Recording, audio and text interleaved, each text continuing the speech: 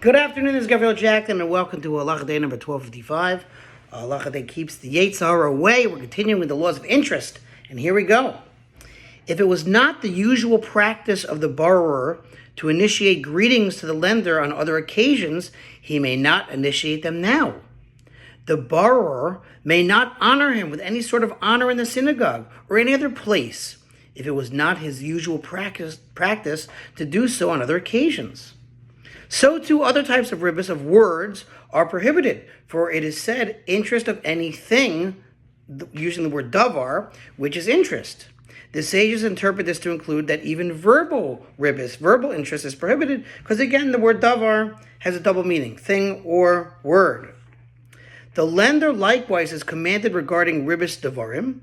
For instance, again, ribos, interest of words. For instance, if he says to the borrower, "Let me know whether so-and-so arrives from such and such a place," though he bothers him only to speak a few words. If he had not been accustomed to do so before this loan, and now because of the loan he bids him to do so, this constitutes ribos, interest, because the borrower is obligated to him. And if you ask, is it not written the borrower is a servant to the lender? So shouldn't he, have to do this to the lender? The answer is no. The verse refers only to a situation where there is a dispute between the borrower and the lender says, "Let us go to the Supreme Court to adjudicate our dispute."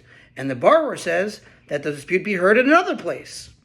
Then the borrower is obligated to travel to where the lender wishes, whereas there is no obligation on the lender to travel to the Supreme Court located elsewhere, for it is said the borrower is a servant to the lender, meaning that's where it applies. That in a case of dispute, the borrower has to go where the lender wants. That was your halacha. Thanks for listening. A little bit long. We got through it. To sponsor your halacha. 36. 100 for the gold. See you tomorrow.